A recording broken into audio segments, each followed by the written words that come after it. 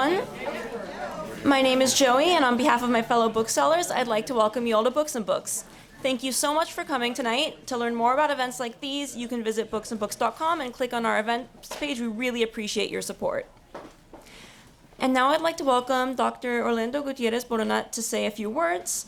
Dr. Gutierrez Boronat is co-founder of the NGO Directorio Democrático Cubano, or Directorio, seeking to support the human rights movement in Cuba. He holds a PhD in International Studies from University of Miami, as well as graduate and undergraduate degrees in Political Science and Communications from Florida International University. He has authored many books on the history of Cuba, and like tonight's main speaker, he is also a poet. Please silence your cell phones and give him a warm welcome.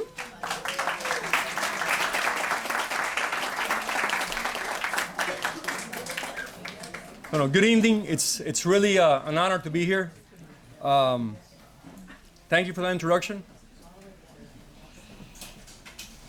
Those of us who know Ana Figueroa know that she's a person of integrity, of great intelligence, tremendous ethics, and leadership, moral leadership. But I'm not here to talk about that. I'm not a poet. I'm a reader of poems.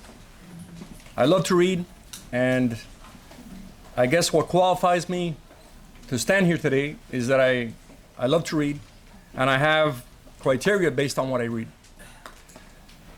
So that's what I want to focus on now. This is the criteria I have for reading poems. This is how I know, how I tell myself, or I understand if a poem to me really is good, transcendent, if it really strikes the core of my interest.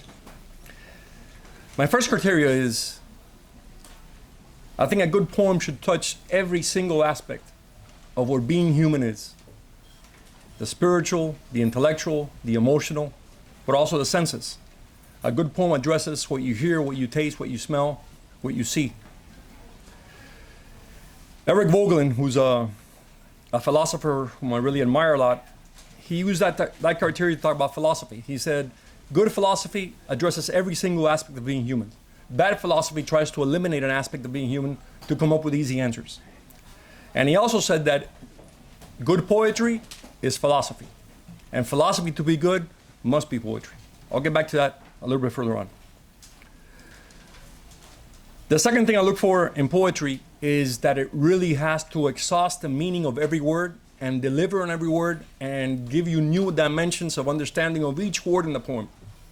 You really have to have a very strong command of vocabulary and what the meaning of each word is. To me, that's essential. The third thing a good poem has to have is,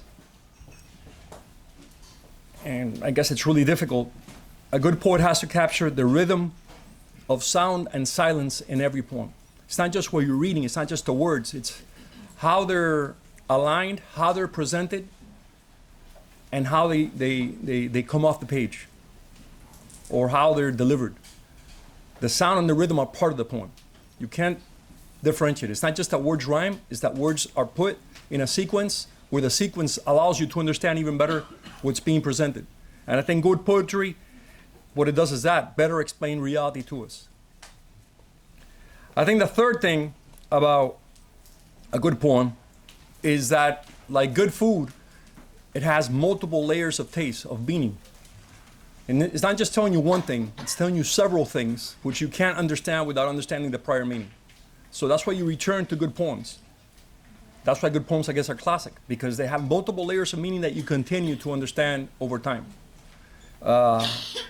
Classic things are good because of that, because they're what they pertain to, what they address, is constant, it's universal, it's permanent in the human soul.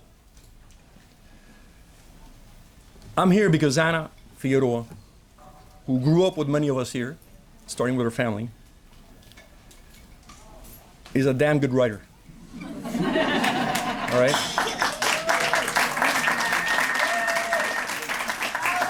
I've known she was a good writer since Brother Carl in English in LaSalle many years ago. But she's not just a writer. I mean, we have a real talent here.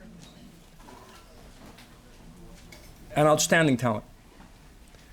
Every single criteria I expressed is contained in Anna's poems.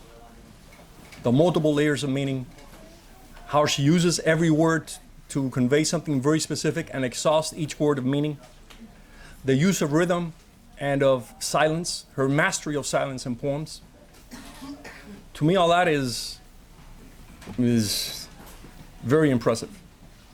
And I think I'm very proud that someone from Miami, from our city,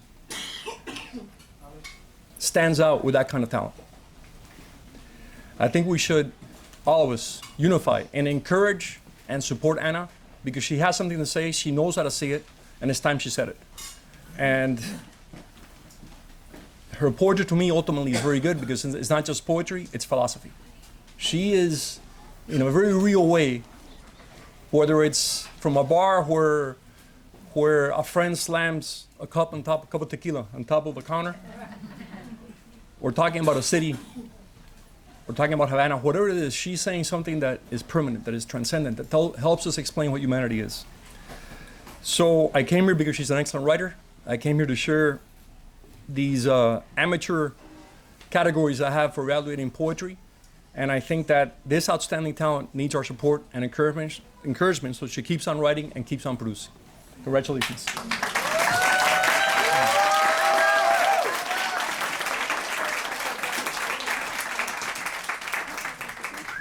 Thank you, Orlando.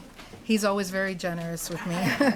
We've been friends a long time, and he's someone I admire very much, the person of great integrity himself and amazing moral, an incredible moral compass in this world, and we all need them. So thank you, my friend. That meant a lot for me. I really appreciate that. And I thank all of you for coming. I know a lot of you did this out of pure friendship, so I am very, very grateful for that. I'm grateful for your support. I'm grateful for you sitting through what may not be your thing. So I really appreciate that type of friendship and love, and it means the world to me. My poetry is not frilly. It's not about birds, butterflies, and flowers and Romeo and Juliet. It's about life, and it's very much the expression of my journey through life. And I think the journey of most of us, we go through a lot of universal experiences. And I really, sometimes it just comes out, you know, you just have an experience or you live a moment, and some people paint, some people sculpt. For me, it's words. And sometimes I have to pull over in the middle of the highway sometimes because I'm like, I don't want to lose the thought that comes to me when I'm feeling something. So for me, this is very personal, it's very intimate. I'm a little bit nervous. I ask for you to grant me grace and mercy. But for me, you know, one of the things that my darling niece, who's sitting in front of me, has this tattooed on her body. My aunt Ibis passed, and when we were going through her things, we found this little scrap of paper that said in her handwriting, and it's in Spanish, I'll translate it, but I think most of you will get it. It's very simple. It's todo amor, como todo arte, tiene sus raíces en el dolor. And it was a very impactful little just scrap of paper, but it meant the world to us to the point that she has it on her body. And it was something that touched us all very much. And I don't know that all art comes from pain. I don't know that. But I think that when something difficult or painful or just very challenging happens to any of us, we're more honest with ourselves in those moments, I think. And the feelings, the thoughts, the ideas, the challenges that we have perhaps come from a place of more authentic self. So for me, that is where my poetry evolves from. I find that poetry helps me make peace with the things in my world, because I think when I write it and I can see it on a piece of paper, it just makes more sense to me. In the creation of a poem, we turn a moment, or we try to, I'm gonna hope I did, we try to turn something into art that happened to us or that we witnessed. And it allows us to filter those feelings, those moments, those experiences through the soul instead of just the mind, and even just the emotions. I think it has to go through your soul for it to be impactful. It is, like all art, subject to the beholder as well. A person writes, paints, takes a photograph, creates a piece of theater, and sometimes what they meant to communicate is interpreted very differently by the person who consumes that content. And I think that in itself is also art, because how beautiful that I can see one thing and you can see something else, and it can be, both things can be very meaningful. So I call my poems my little word paintings, and before I go into, reading anything for you, I just want to say that, some of these are about me. Some of these are about people I care about, that I witnessed something in their lives that moved my heart. Some, not many, but a few are just perfect strangers that just I shared a moment with. I never saw them again, but they left an indelible mark on my heart. And, I just have never forgotten that person, even though I don't even maybe know their name, and I never saw them again, but they impacted my life. And I hope truly that you enjoy them as much as I do. There are 2 poems that will be read in Spanish, and I ask those of you who don't speak Spanish to indulge me, but I am the child of Cuban exiles, and we got to get it in there, so.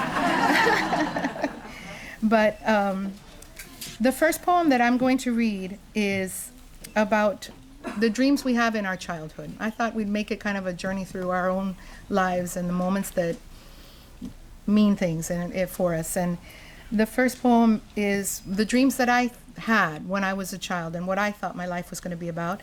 And it's called Twilight Stars and Station Wagons. And I really hope you like it.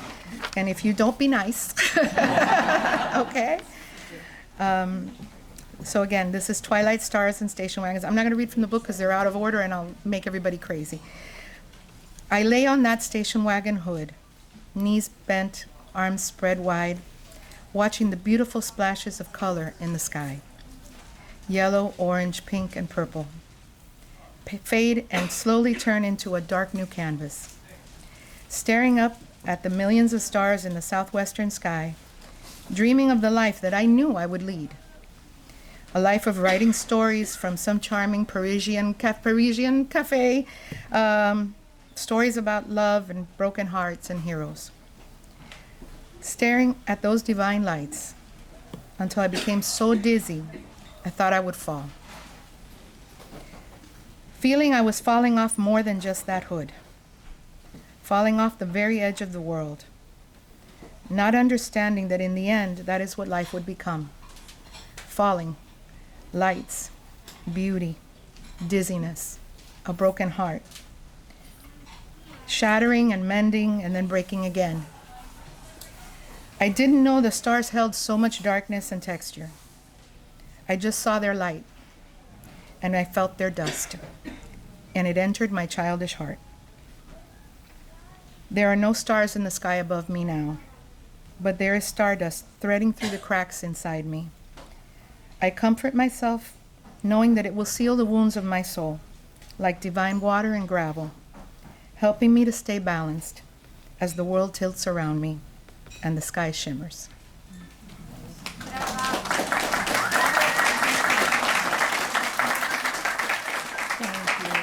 you so much. Thank you. And then we grow, right? We get a little older. We move along in life. And as a child, I thought I would have a very traditional life. It didn't end up that way. I found out I'm more of a rebel than I thought I was going to be, to be honest. Much more of a rebel than I thought I was going to be. And in life, sometimes we change. We make choices. We pick the safe path because maybe we're just smarter that way. But other times, something else pulls us in a different direction. And for me, oftentimes, I've gotten off a very safe path and chosen something different for myself. And this poem is the way I see that in myself, and I know that many of you probably experience that in your lives as well. And for those of you who know me and maybe don't always understand my decisions, this is why, So this poem is called Burn, and I hope you enjoy it. The manicured, softly treaded path, always stretching there before me, never enticed me. These rebel feet always refused to move forward. The easy shade and smooth and cold stepping stones laid out so carefully, ever meant for someone else. In the end, I always chose the rocky, steep cliffs, where reasonable women would not willingly wander, where fierce, magnificent dragons hid their golden treasures in dark purple caves. In the end, I always wanted the magic of the fire breathers. So many good and gentle loves tried to reach my stubborn heart, loves that would have made the journey warm and sheltered, men of honor who would have fought the monsters for me. The foolhardy, wild-hearted side of me wanted to write stories in which I was the hero, rescuing instead of being rescued. In the end, I wanted to love the monsters instead of fighting them. Resting occasionally in the cool streams I came upon, as life and time pushed me along, it was not enough. Always I stepped away, reaching for the sun's heat, the burn always making me feel alive.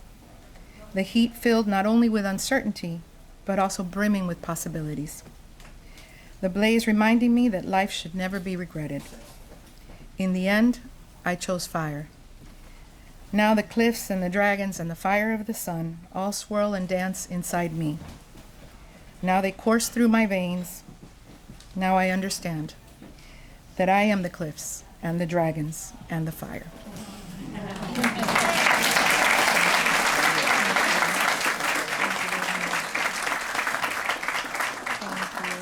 Thank you.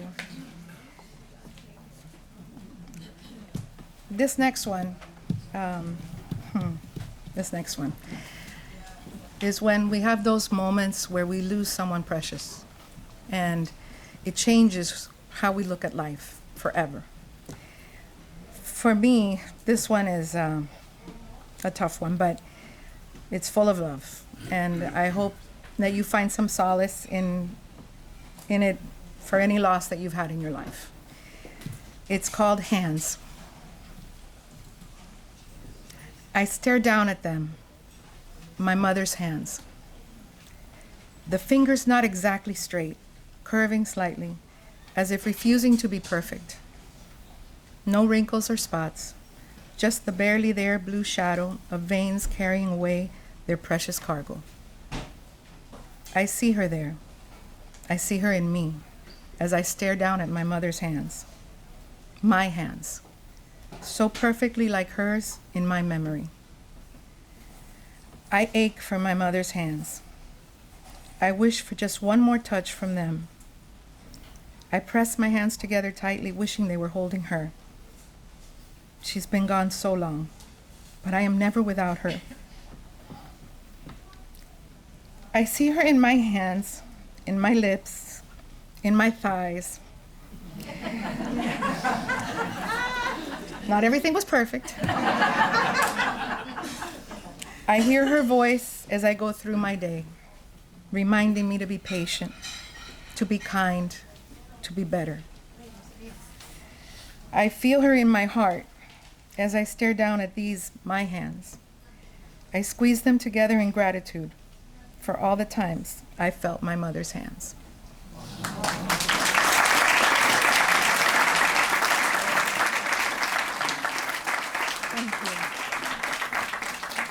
Thank you. This one's a little more fun. Then comes heartbreak, right? And we fall in love and we give it all, and then somebody just smashes it all to pieces.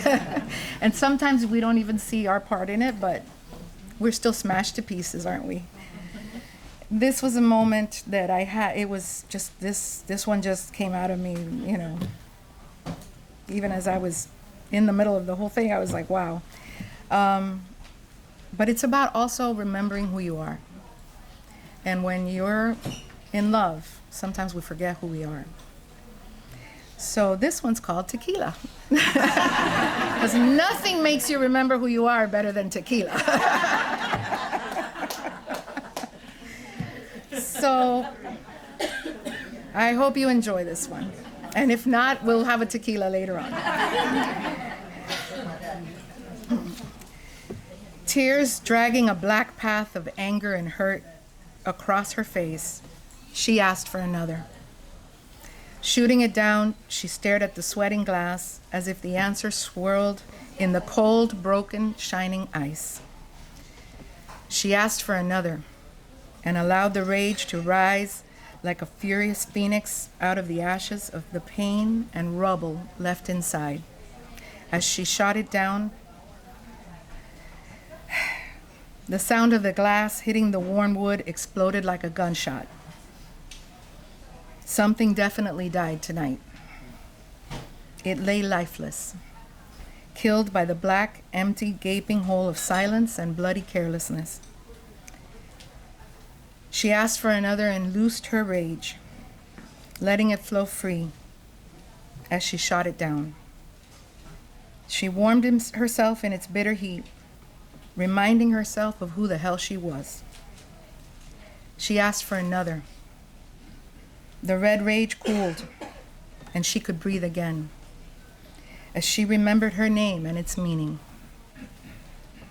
She shot it down, mourned her bloodied heart, and let what had to die be dead.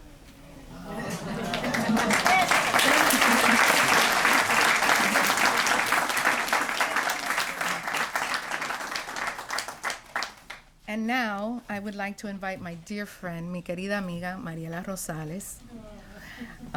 This is a poem in Spanish. I ask all of the English speakers, just to indulge me for a moment. Mariela is a dear friend. We worked in radio together. She's a wonderful actress and voice and spokesperson and all those beautiful things. And though this is a very intimate poem, I just thought there was nobody that was going to do it justice like Mariela. So this is called...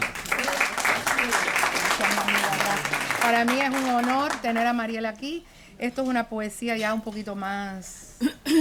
Pero yo sentí en mi corazón que ella le podía hacer más justicia a esta poesía que yo, como soy un poquito más penosa. Y la poesía se llama Cuando te vayas. ¡Wow! Buenas tardes. Yo tengo que decir algo. Primero, que estoy muy agradecida a la vida y a Dios de haberme dado una amiga como la que todos tenemos. Por eso estamos todos aquí hoy. Porque esta mujer, súper mujer, de verdad que se merece este éxito. Y más porque lo ha peleado, lo ha luchado. Hoy pasó algo que ella lo dijo así y a mí se me quedó aquí. Cuando llegamos, nos miró así a las amigas que estábamos aquí, dice, con esa mezcla de niña, de supermujer, y dice, esto yo lo soñaba cuando era niña.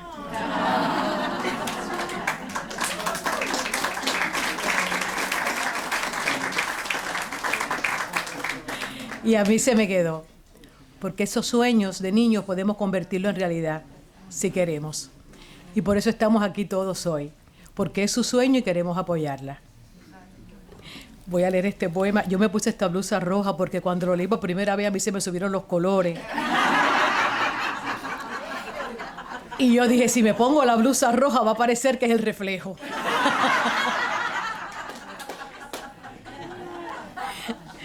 Mujeres, siéntense bien, y hombres, bueno.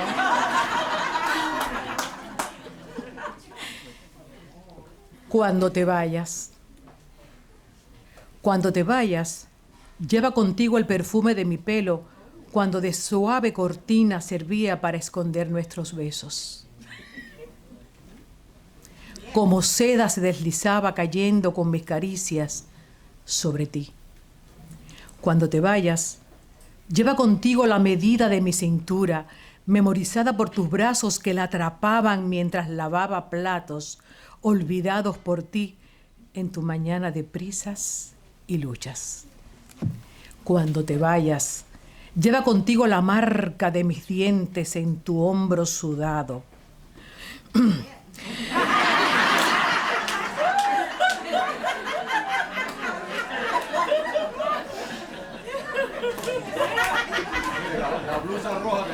Sí, sí.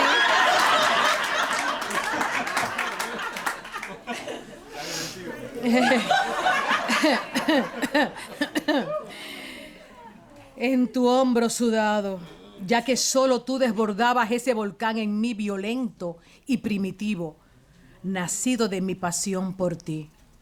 Cuando te vayas, lleva contigo mi mirada, ya que en mis sueños te seguiré contemplando. La misma mirada que en su día era suficiente para calmarte y encenderte.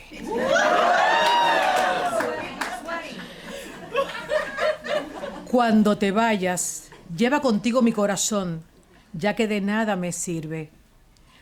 Guárdalo con las pocas caras y cartas que tengas de tus amores ya distantes, para que cuando te encuentres solo o cansado o herido, de algo sirva el amor de esta mujer llamada Anita Figueroa.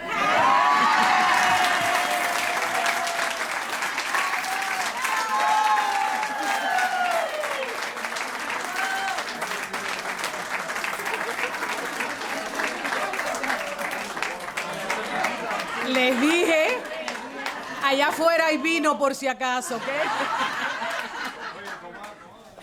Bueno, ya conocieron otra faceta mía, pero a mí no. Esa poesía viene de cuando uno procesa el final de un amor ya con otra madurez en la vida. When we're young and love ends, we're heartbroken, we're shattered, we're bitter, we're angry. But when you grow and you mature in life, you realize that not every love is forever. But that doesn't mean it wasn't a good love. And that's really where that poem was born from. I've said goodbye to a few. A few. But they all were beautiful, and they all brought beautiful gifts with them and wonderful lessons. And I think that once you love somebody, you always, in a different way, but you'll always love them. There's always a piece of you that will always love them, and they'll always love you. And time goes by, and it's a different feeling. It's a different process. It's a completely different perspective on heartbreak and separation. And so she gave it a wonderful spin. But I did want to give you a little bit of where it came from. And so, having said that, that's a nice segue to a very short one. We're almost there, guys. We all have our seasons of life, right? We've got our spring, we've got our summer, we've got our autumn, and we've got our winters as we grow and we get older through life. And I am an autumn baby, and I'm a very happy autumn person. And I'm in a beautiful time of my life. I am not that young girl that was having a good time, and I'm not old, and I'm just somewhere in between, and it's a nice place to be. And we reach a place in our lives where we understand better who we are. We accept better who we are. And we learn to love ourselves and meet ourselves in the mirror where we're at, and not be so hard on ourselves, you know? And see the beauty in time. I mean, we ourselves had a very sad loss in our family just this past week, and not everybody gets the privilege of getting to autumn. And not everybody gets the privilege of seeing winter in their lives, you know? So this poem is called Autumn. It's very short. I hope you enjoy it. It's cooler here now. The air is crisp and sharp. The sky, clear as polished glass, is a blue so brilliant as to seem stroked by an artist's hand. So many colors. A riot of bloody reds, happy yellows, warm oranges, and brittle browns. The indigo sky pays homage to the green that remains, in spite of the season and its changes. Was I colorblind before? Will I see those colors again? In the spring, I believed in beauty, but did not understand its fleeting nature. In summer, I had no time and too much arrogance to see. So I rejoice in my autumn, in the coolness of my breath, the clearness of my vision, the strong beat of my heart, as the whispers of the world vibrate through it. Thank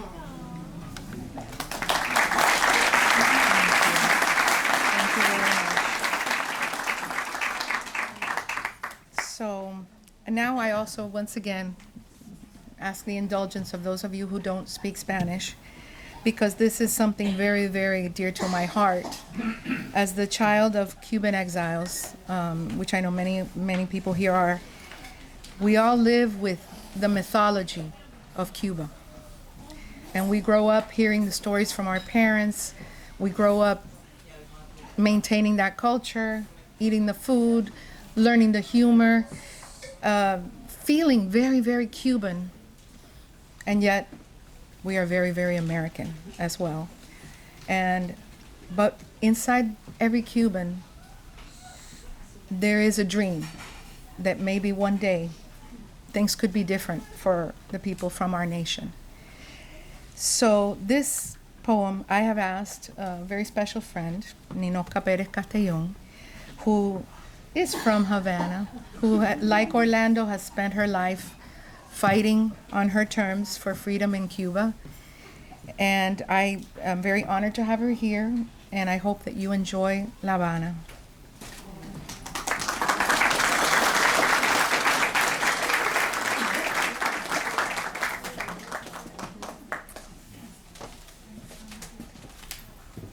I'm so relieved I did not have to dress in red.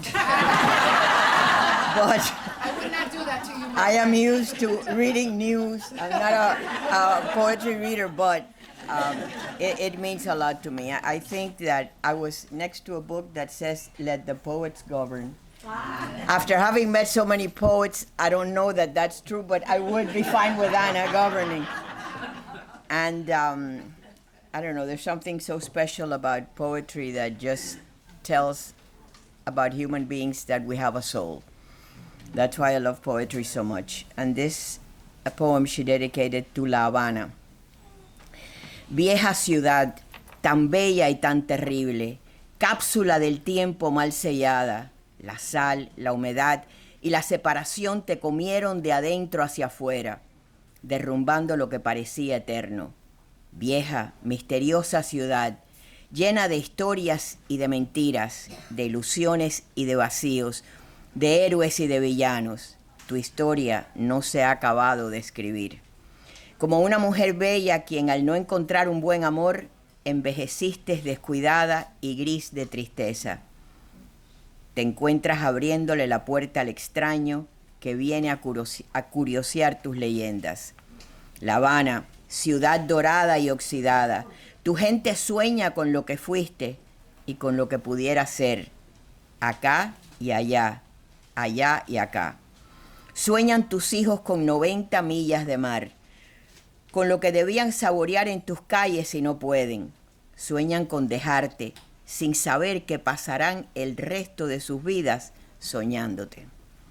La Habana, ciudad esclava de un pueblo libre, elegante a pesar de sus tendederas y extranjeros. Tus edificios son los huesos más bellos del mundo. La Habana, ciudad irreal que vives en la memoria de todo cubano, hasta que los que nunca han caminado tu malecón. La Habana, donde todo era mejor, y dicen que todo mejorará algún día. La Habana, donde nuestros padres dejaron sus ilusiones y nuestras madres dejaron su juventud. La Habana, donde nuestros abuelos fueron felices hasta que te vieron transformada en una ciudad desconocida y violenta. La Habana, cuna de tanto dolor. Tu sol, tu brisa y tus palmeras acarician a mis seres queridos, mientras tus sombras los mantienen alejados. Pero eres la preferida del mar, la más amada del sol, la más recordada y añorada por la libertad. Por eso serás de nuevo el futuro, la ciudad de la patria libre y renovada. Tus calles se llenarán de la alegría de tus hijos, quienes solo soñarán con quedarse en tu cálido abrazo.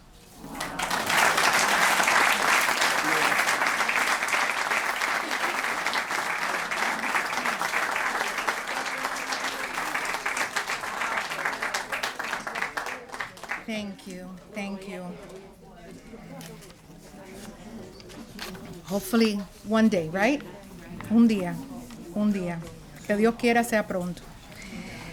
So we're almost there. I'm entering a new part of my life, which is a big obsession, and it's my grandson Enzo, who's awesome and couldn't be cuter if he tried. And he's just the love of my life. There's something that happens when you see your child holding their child that's undescribable. It's something so magical. And Enzo for me has been just such a gift, such a gift. I'm so grateful. But this poem is because when I held him one day, I realized there were a lot of things in his life that maybe I wasn't going to be there for. And it's not a sad poem, but I realized that we only have so many summers, so many Christmases, so many spring breaks, so many where we can spend time with those who we love so much. And this poem is called Stay With You, and I hope you enjoy it. And it's for all the grandparents and parents out there. I hold you gently in my arms, feeling your soft warmth, breathing in your innocence. My thoughts all rush towards one truth. I want to stay with you, always. I can't, but how I wish I could. Oh, how I wish to see all the beautiful colors you will splash across the sky of your life. How I hope to watch the joys of your life unfold. I'd give anything to see the look on your sweet face as you delight in the magic of this world. I want to stay in the world with you so that I can see all its enchantment and sorrow through your eyes. I want to fall in love with it all again because your very existence makes it more tragic and more beautiful. I want to stay in the world so that I can celebrate your valiant choices and wipe the tears from your face when life and people let you down. I want to stay with you through every hard-won victory, through every vicious heartbreak. It will all happen, with or without me, won't it? I want to stay. Of course I can't. I will rage against time as long as I can, but we both know that time will win. But no matter what, my beloved boy, though never long enough, what a glorious time we will have together.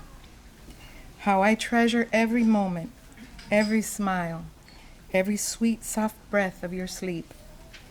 My heart fractures, thinking that one day you might not remember me.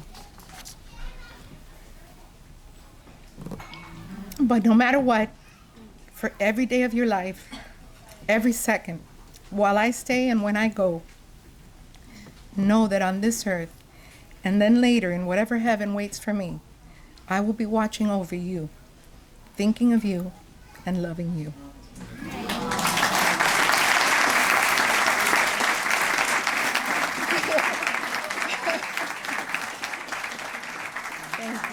Thank you. I'm sorry. He's just it for me. This is the last poem of the evening, and I thank you for your patience. I thank you so much for sticking it out with us. There's not enough tissue over here. I may need one. This last poem I would like to dedicate to my dear friend, Carlos Grilone, who really loves it, and it makes it special to me. This poem is going to end the night because we still have so much to do, don't we? There's so many wonderful things that we want to get done, and so many things we want to create and enjoy, and so much time we want to spend together, and all those things. But this is, sometimes we have to wait, So this is called Unwritten. And again, I hope you enjoy this one as well. I sit in the fading light, swirling the amber in my glass. As I watch it dance, all the unwritten poems inside shift and rearrange themselves. The silken words of love, the acid words of betrayal, the gentle words of faith, the terrible battle cries of the warrior, all rattle around inside me, vying for my attention. I don't wish to jumble them all. Words are sacred and shouldn't be spewed carelessly, nor dropped like wayward rolling dice. Their stories are rooted in holy ground. I'll not trample them because I'm restless.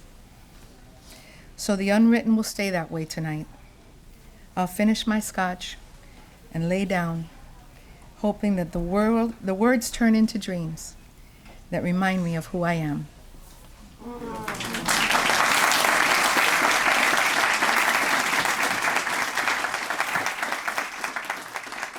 I want to thank you all so much for being here. Thank you.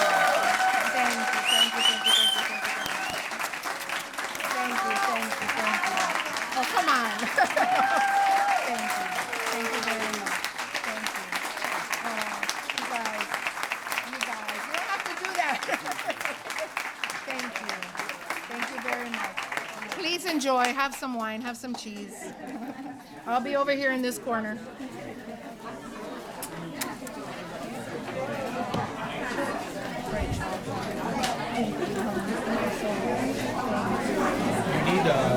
Oh,